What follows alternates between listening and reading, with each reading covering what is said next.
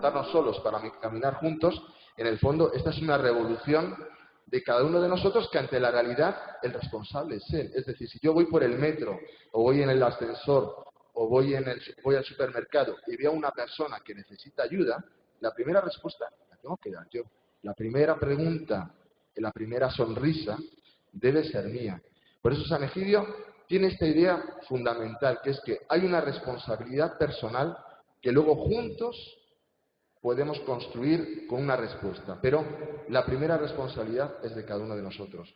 Ya desde el año 86 nos tomamos muy en serio el tema de las consecuencias de la guerra. Nosotros pensamos que la guerra es la madre de la pobreza.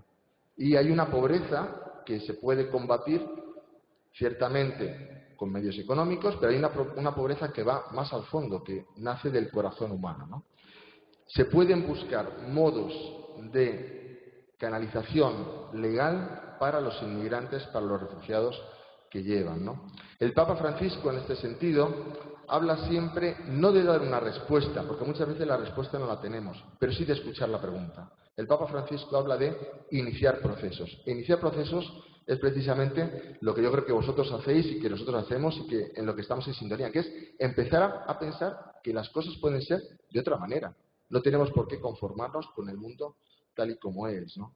De hecho, cuando el Papa Francisco, y ahora pondré un vídeo sobre el proyecto que tenemos ahora a nivel internacional, cuando el Papa Francisco trajo a los refugiados de Lesbos hace un par de años, aquello lo organizó San Egidio, aquella misión humanitaria, pero el mensaje del Papa era decir, no nos vamos a conformar con que haya un muro legal, un muro burocrático, que son los corredores humanitarios. Hoy en día tenemos la guerra en Siria, tenemos guerras enquistadas en países fallidos, como se llama en ciencia política, como conocen aquí muy bien, failed states, como puede ser Somalia, Sudán del Sur en cierto modo corre el riesgo, otros países donde la gente está bloqueada en campos de refugiados eternos, donde nacen, viven y mueren.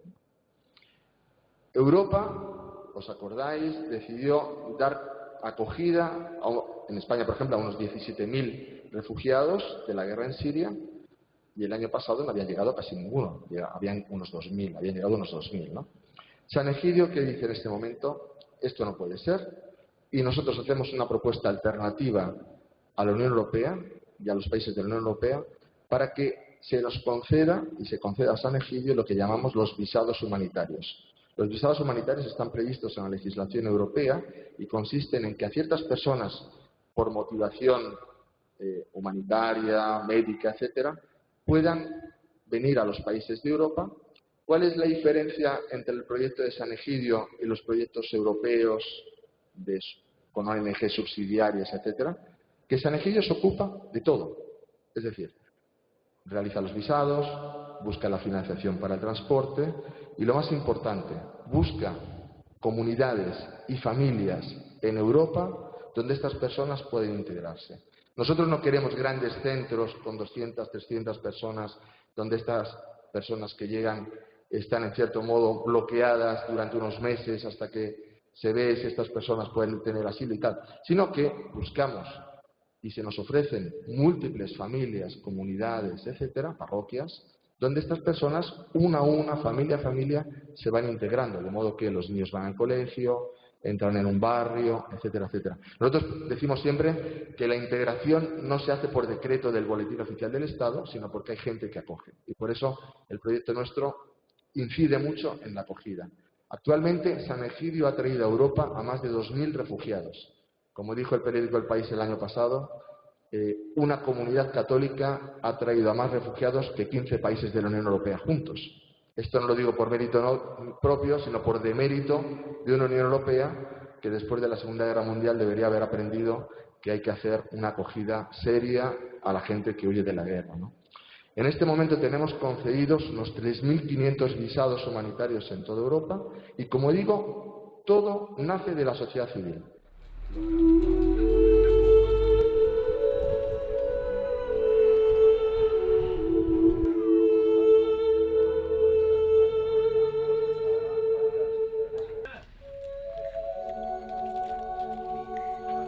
فكرت اني اخذ عيالي واطلع بالبحر، صرت ادرسها بيني وبين نفسي انه بدي اطلع بالبحر يعني صارت الحادثة مع ابن عمي، يعني بصير ابن عمي هو اللي توفى بالبحر، فكمان رجعت كمان هيك شوي لو رجعت كمان.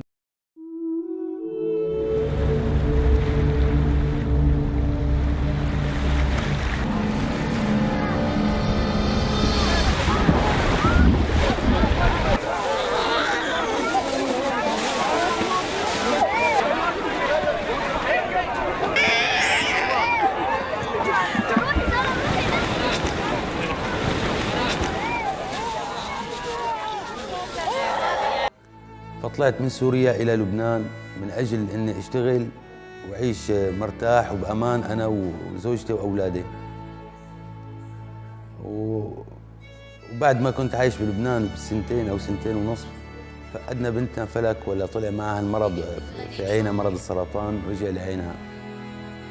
دريت فينا جمعية السان جيدو وعرفت إنه فلك لسه لازمها علاج كيماوي وما شابه ذلك، فسجلتنا وقامت بالمجيء فينا إلى إيطاليا إلى روما عن طريق المعبر الإنساني، والشكر الجزيل لسانتيجيديو. سانتيجيديو أنا بشكرها كثير كثير كثير، لأنه تعذبوا كثير معنا وهن تعذبوا معنا كثير لحتى أمنوا لنا أوراق بين ما رحنا على المطار على السفارات وبين ما رحنا على الأمن العام. يعني بشكرهم كثير كثير وعم يعاملوني بحسن نية، أنا بشكرهم. ليش؟ أنا حبيت نسافر معهم لأنه عم يعاملوا أطفالنا بحنية وبرقاقة، يعني عم يعملوا كل المجهود هن مشان أطفالنا. أنا بشكرهم كثير. تشاو تشاو تشاو تشاو.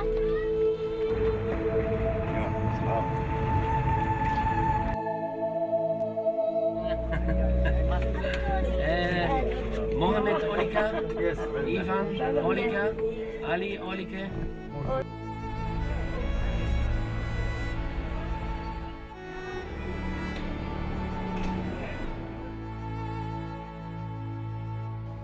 شفنا أول ما وصلنا على فوميشينو وشفنا البحر كتير كنا سعداء، وصار أولادي يقربوا على النافذة ويشوفوا إنه ليكوا إيطاليا وصلنا.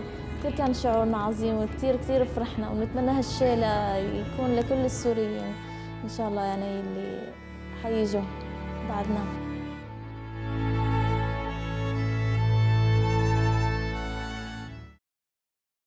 Solamente quisiera destacar dos cosas, ¿no? Una, que es posible cambiar el mundo, es posible dar esperanza y sobre todo crear modelos alternativos a la resignación y al bloqueo que muchas veces sufrimos por un bienestar en el mundo rico en el que vivimos, ¿no? Y lo segundo también, que hay que dar confianza. A mí una de las cosas que más me impresiona de estos padres, ¿no?, que han visto el cielo abierto, nunca mejor dicho, para el futuro de sus hijos es: se han fiado de nosotros y han sufrido con mis hijos, ¿no? Yo creo que la compasión está en el corazón de todas las religiones, ¿no? Yo pienso que aquí es donde quizá podemos empezar también a darnos cuenta de todo el camino que tenemos y que podemos recorrer juntos, ¿no?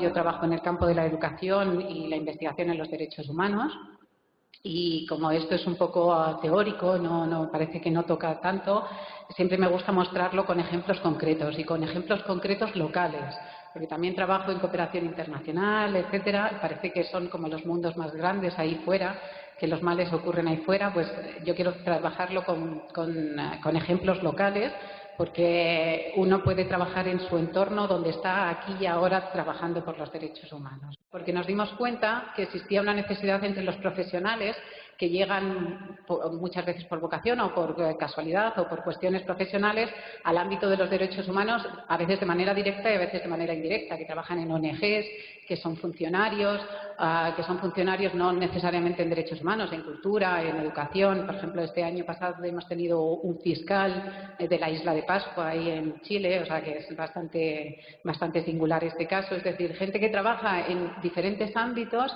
y trabaja con derechos humanos y se da cuenta que necesita una fundamentación en derechos humanos. Es decir, que empezamos a trabajar en lo urgente, pero necesitamos también una fundamentación. Entonces, esta fundamentación teórica y práctica la hacemos a través de un posgrado online y nos hemos inspirado en el Programa Mundial para la Educación de Derechos Humanos. Como sabéis, Naciones Unidas desde el año 2005 viene liderando este Programa Mundial para la Educación de Derechos Humanos y lo hace con otras organizaciones de la sociedad civil, entre ellas también la Soka Gakkai participa activamente en esta iniciativa, que nos dice que la educación en derechos humanos es no solo la educación en el ámbito formal, por ejemplo, a niños sobre la Declaración de Derechos Humanos, sino todas las actividades de capacitación, de sensibilización y de difusión orientadas a crear una cultura universal en la esfera de derechos humanos. Y para esto se necesitan 3 ámbitos. Se necesita transferir conocimientos, pero también se necesitan otros 2 pilares que a nosotros nos parecen esenciales, que es desarrollar capacidades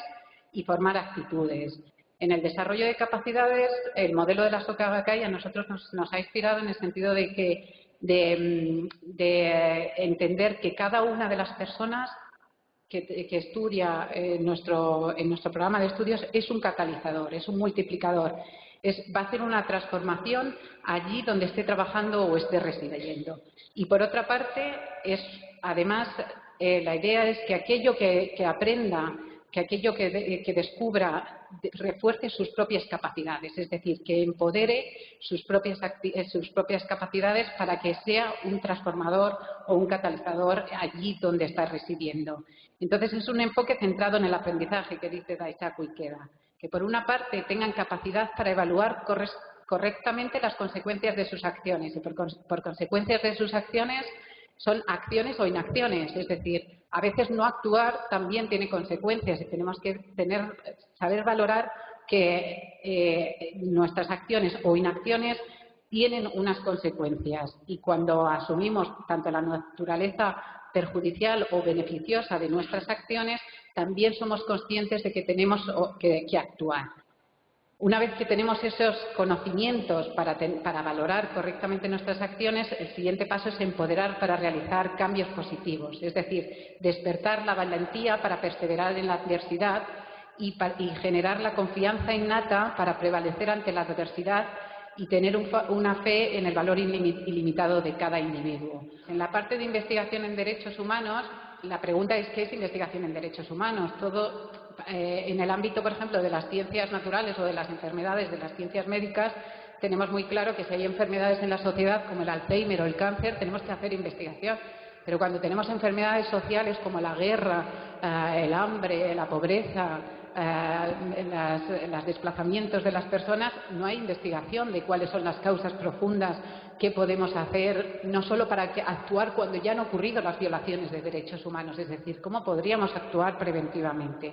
Pasar de un enfoque que decimos de las violaciones de los derechos humanos a un enfoque de las obligaciones. ¿Cuáles son las obligaciones? ¿Qué es lo que se está cumpliendo? ¿Qué es lo que se debería estar cumpliendo? ¿Hasta dónde podemos desarrollar? ¿Cuál es el desarrollo progresivo que se debería hacer en nuestra sociedad? Entonces, la idea es cultivar el hábito de descubrir oportunidades que tienen todas estas instituciones para despertarles también la valentía de desarrollar sus propias competencias y darles instrumentos y herramientas para resolver los problemas que tienen las sociedades y que estas instituciones tienen la capacidad de resolver. Todos los proyectos salen adelante porque los realizas con un grupo de personas que comparten esos hilos que forman la cultura de los derechos humanos y se entretejen enlazando las experiencias de alegría compartidas entre unos y otros, ¿no? Me he ido dando cuenta que al desarrollar tu vida profesional, el ámbito voluntario y profesional se va entrelazando en tu vida de una manera cotidiana, no hay una parte que sea separada de lo profesional. Los proyectos altruistas forman parte de tu ámbito profesional y al revés, es decir, no hay un continuo, ya todo forma parte de ti, ¿no? Yo me acordé de cuando yo era joven y yo quería transformar el mundo y yo dije, pues me dedico a la cooperación internacional y hay que llegar a los lugares donde se cambia el mundo, ¿no? A Naciones Unidas, a la Comisión Europea, ahí a esos lugares y hay que marcharse fuera de tu país, a los lugares donde están las guerras, los horrores, etcétera, ¿no? Entonces yo, que soy una mujer muy constante, llegué hasta estos lugares, incluso fui responsable de derechos humanos con un montón de presupuesto a mi cargo, trabajando en la Comisión Europea y cuando estaba ahí, sin embargo, me daba cuenta que ese anhelo de juventud de contribuir a la transformación de la sociedad cada vez parecía más distante. Y esto era principalmente por 2 razones. La primera es porque mi trabajo era fundamentalmente declarativo. Me pasaba el día diciendo haciendo informes que decían, habría que hacer, se debería hacer, en el futuro habría que... Ahora yo me paso el día diciendo, estamos haciendo, esto es lo que hemos hecho, esto estamos haciendo aquí y ahora, en este momento estamos transformando. Y por otra parte, yo reconocía constantes contradicciones en el discurso, sobre todo de los valores. Como se dice castizamente, muchas veces promovíamos recetas para los otros que nosotros no aplicábamos en nuestra propia cocina. Entonces, todos estos ejemplos que os he contado antes no solo están basados en los valores que queremos transmitir, sino que eso ha sido un cambio y una determinación de desarrollar la cultura de paz siguiendo el modelo de la Soka Gakkai en mi propia vida y también en los aspectos en los que voy trabajando. A través de mi propia transformación y confrontando mis propios desafíos y las contradicciones de mi propia sociedad, somos capaces, o yo he sido capaz de actuar positivamente en la vida y mejorar el mundo y contribuir a una cultura de paz. Y estoy convencida de que mi labor es mucho más activa en estos momentos que cuando no actuaba con esta transformación interior. Y finalmente, el lema de nuestra reunión, haciéndolo siempre, levantándose sola, con determinación, pero junto con los esfuerzos de otras personas, de otros grupos, que a su vez se suman con otras instituciones, con otras organizaciones, con otros gobiernos que también están haciendo ese cambio. Es decir, desde el punto de vista budista, el cambio genuino empieza por uno y se va reflejando en el entorno inmediato.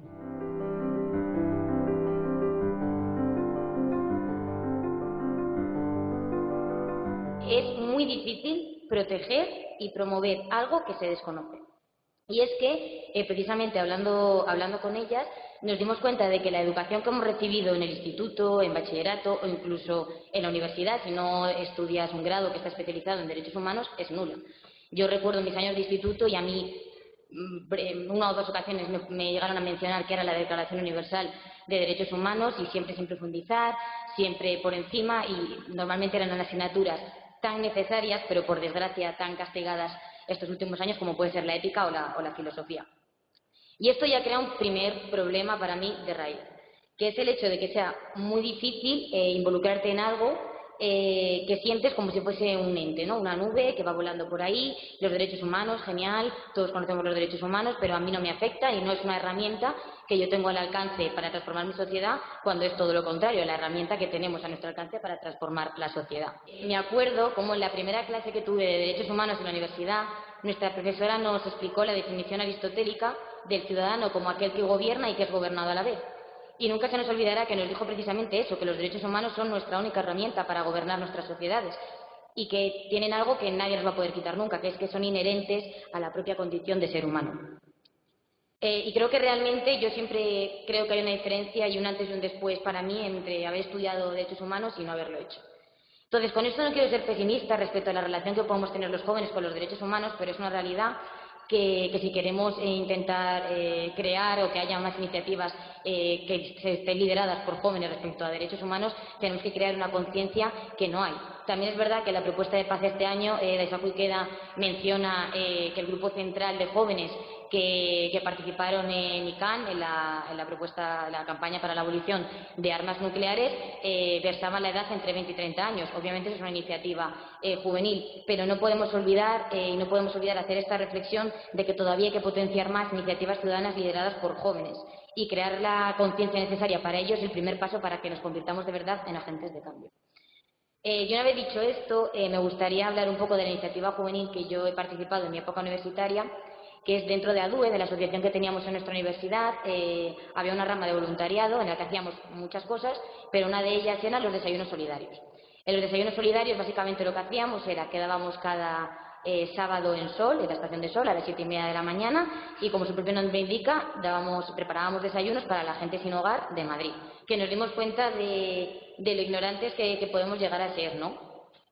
Porque muchas veces tú estás paseando y ves a gente que está en esa situación, sin hogar, que está pidiendo en la calle, y tendemos a normalizar esa situación. Todos hemos visto a gente precaria en la calle que duerme ahí o que pide ayuda, etcétera, y hoy en día en España hay 31.000 personas que se encuentran en esa situación. Entonces mi primera reacción fue enfadarme muchísimo conmigo misma, ¿no? porque por haber normalizado durante años esta situación, por ver a alguien que no tenga otra alternativa que estar en la calle y verlo como algo normal, porque hay muchos. Y creo que esta normalización también, en mi opinión, es lo que está ocurriendo con el tema de refugiados. Hoy en día a muchísima gente de la sociedad no le llega tanto que llegue un barco con 100 personas porque están literalmente lanzándose al mar para buscar una vida mejor, porque mañana seguro que en las noticias abrimos con que ha llegado otro barco con otros 100 y pico personas. Entonces, esta falta de alarma social a mí es algo que me di cuenta haciendo los desayunos y que realmente me preocupa. Yo soy consciente que nuestra actividad no salva la vida a nadie y que simplemente es un pequeño grano de arena que hacíamos en nuestra etapa universitaria, pero es que es algo va mucho más allá que dar un simple café. Es aprenderte sus nombres, aprender de sus historias, quizá que te cuentan por qué están allí, o para muchos de ellos somos su única interacción de toda la semana, porque la gente las ve como simple mobiliario, ¿no? Que pasas por la calle, ves a alguien pidiendo, pero no te acercas a hablar con él. En 2016, la Special Reporter Leilana Farja investigó la relación entre el sinhogarismo y el derecho a una vivienda digna, no discriminación y el propio derecho a la vida. Entonces no podemos pasar por alto estas violaciones de derechos humanos, no podemos pasarlas por alto porque realmente son la forma más extrema de exclusión social, discriminación y lo que muchos de ellos nos decían, pérdida total de la dignidad humana. Hay otra actividad que realizamos en nuestra universidad, que son modelos de Naciones Unidas, URJCMUN en nuestro caso, y los modelos de Naciones Unidas son simulaciones de los comités que tienen lugar en Naciones Unidas. Entonces, también reivindicamos mucho esta actividad como una forma de poder debatir. Llevamos 7 años realizando el modelo en Naciones Unidas y solemos rotar los comités, porque obviamente no puedes simular todos los que hay en Naciones Unidas, y sin embargo el Consejo de Derechos Humanos es uno que nos hemos prometido, que se va a quedar ahí siempre fijo, porque creemos que es esencial que se debata, que se conozca y que se profundice de verdad en cuestiones de derechos humanos de toda índole. Generar debate y hablar sobre estos temas es una iniciativa más y una forma más de promover y proteger los derechos humanos. La conclusión que quería dar es que no podemos olvidar que en el mundo hay 1.800 millones de jóvenes, es decir, el 25% de la población mundial. Y los jóvenes no podemos ser considerados como un colectivo vulnerable, como alguien que necesitemos que nos protejan, aunque sí que es cierto que la mayoría de violaciones de derechos humanos tienen lugar en niños, sino como uno de los principales activos de cambio para hacer frente a los problemas del mundo. Porque algo que me dijo también hace mucho tiempo un profesor y sin duda se quedó conmigo y es una reflexión muy importante, es que si conocemos nuestros derechos, nadie jamás será capaz de arrebatarnos.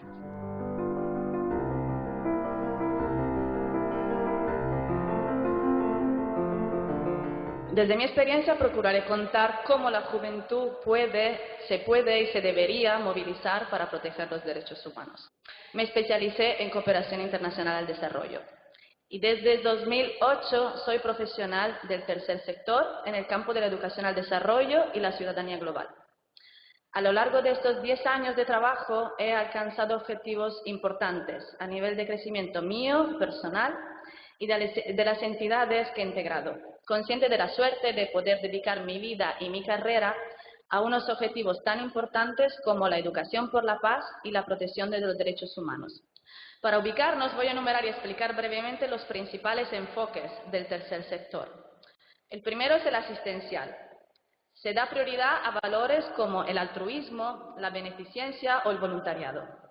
La mayoría de los proyectos que prestan servicios de asistencia tienen como beneficiarios principales a los miembros de poblaciones en situación de vulnerabilidad. El segundo es de prestación de servicios.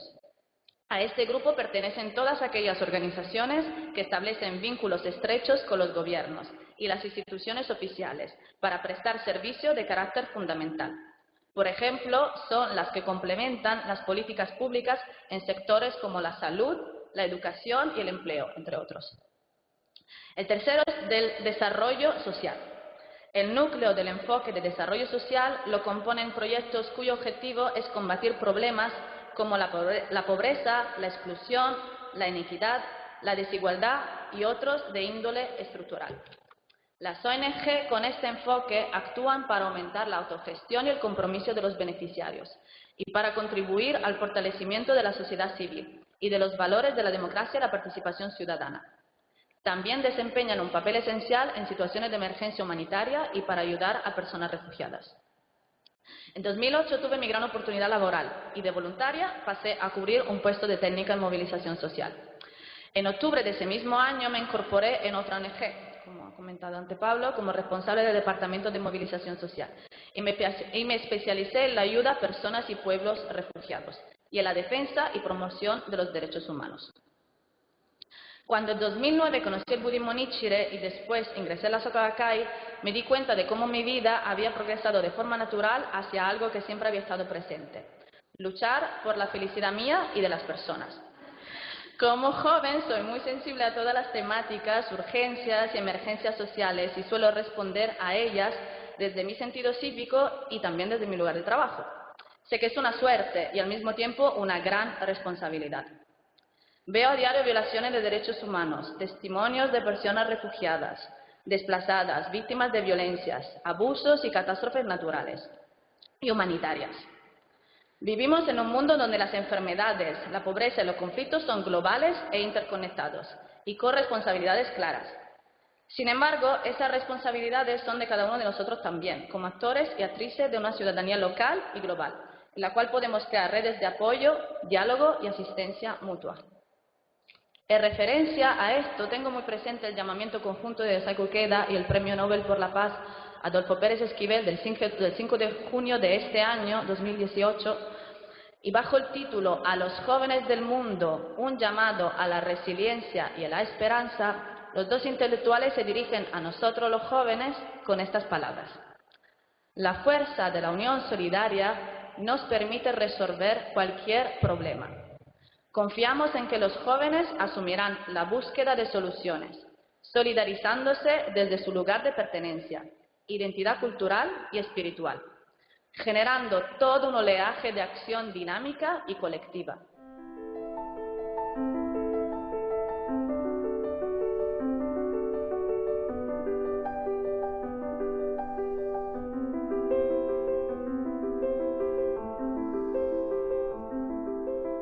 La oración es la fuente de lo que vivimos y de lo que hacemos. Siempre decimos que la primera obra de San Egidio es la oración, porque incluso cuando alguien es mayor, está enfermo o tiene cualquier tipo de imposibilidad, la oración es siempre algo que podemos hacer todos, ¿no? De hecho, todos los servicios cada semana más o menos atendemos directamente unas 2.000 personas en Madrid. Hablo de Madrid, personas sin hogar, ancianos, enfermos, etcétera. Siempre todos los servicios empiezan o acaban con la oración. Siempre escuchamos juntos el Evangelio. Es el modo también de no sentirnos protagonistas, es decir, de saber que hay algo más que nos une que no la voluntad propia o las capacidades propias, ¿no? Hay realidades que que tienen luz, que tienen foco mediático, que tienen eco también, y otros que no. Las personas víctimas, lo saben perfectamente. Es el 2018 para todo el mundo, también para la persona que vive en el desierto y también para la persona que vive en el otro lado del mundo. Estamos todos conectados, todo el mundo tiene Facebook, también en los campamentos saharaui y también en Siria. Entonces, claro, como hay responsabilidades claras, hay también culpas y cuando las personas sufren demasiado, pues exigen ayuda por parte de cualquiera y no se contentan. Hay casos en que yo he escuchado: tú me tienes que ayudar porque tú eres parte de esta asociación, entonces tú me debes ayudar. Pero claro, por una parte sí, pero por otra no, en el sentido de que cada persona también tiene que poder salir en búsqueda de ayuda, porque si no estamos haciendo mera caridad, asistencialismo puro y duro, y seguiremos siempre con la brecha entre rico y pobre, entre países desarrollados y otros no. Los derechos humanos no es una cosa maravillosa y lúdica y estupenda, sino que estamos hablando de justicia. Y, por lo tanto, estamos hablando de combatir las grandes injusticias que hay en el mundo. Si los derechos humanos que se declararon hace 70 años no son efectivos hoy por hoy, es porque hay que remover muchas injusticias. Entonces, eso significa siempre lucha y siempre contradicciones que hay en las propias sociedades y en las propias personas.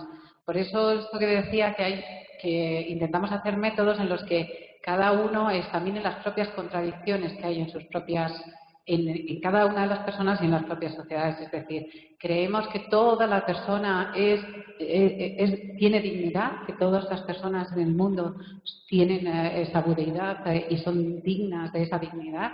Todas, incluso las personas horribles. Es decir, ayudamos solo a las personas refugiadas porque creemos que son buenas, pero si no son buenas o a los pobres ya no los ayudamos. No. La idea es la dignidad en la vida es una cuestión ética, moral y nos llama la acción independientemente de si esa persona a lo mejor nos parece que no es moralmente reprobable o que luego no nos agradece la ayuda o todas estas cosas, ¿no? No es un discurso buenista, sino que es una llamada a remover las injusticias y que tiene que ver con nuestras propias contradicciones internas. Si asumimos que vivimos en una sociedad globalizada para que me pueda comprar un bolígrafo en la otra punta del mundo y me llega la semana a mi casa, tenemos que asumir que si hay un problema en cierta parte del mundo, quizá también es un problema global. Entonces, obviamente nuestra idea de piensa global, actúa local, pues podemos llegar hasta donde podemos llegar. Yo, igual de manera directa desde mi casa, es más complicado que pueda ayudar directamente, pues a nosotros igual que me vaya a voluntariado o que participe en alguna campaña un poco más global. Es más difícil ayudar a alguien que está, por ejemplo, en Estambul, en un campo de refugiados, en los cuales no se respetan para nada sus derechos y en los cuales la Unión Europea, por supuesto, pagamos para que nos los mantengan ahí. Sí, también lo puedo decir. Entonces, ¿qué es lo que tenemos que hacer? Crear conciencia y coger y decir, si hay un problema ahí, puede que nosotros, Occidente, también tengamos parte de culpa. Es que lo dije el año pasado y lo repito este año y ahora por fin sale en la tele. Es que España es el quinto exportador de armas y el 70 y pico % de las armas que nosotros hacemos van para la OTAN y para aliados de la OTAN, pero es que el 17% restante no. Entonces, crear conciencia hasta el punto de ser capaces de hacer la autocrítica, de decir, es que, jope, es que es nuestra culpa también. En la enseñanza budista encontramos una frase cortita y sencilla, que es: la alegría auténtica es la que se comparte con los demás. Y este tema hoy ha estado muy presente, no es una alegría superficial, ¿no?, sino la alegría profunda de vivir una vida contributiva, y es una alegría que se debe compartir con los demás, especialmente con quienes son diferentes, ¿no? Y realmente el hecho de haber podido escuchar aportaciones tan diversas, ¿no?, en edad, en origen, profesión, hoy es una evidencia de esto, ¿no? Así que, si os parece, podemos dar un aplauso a los cuatro.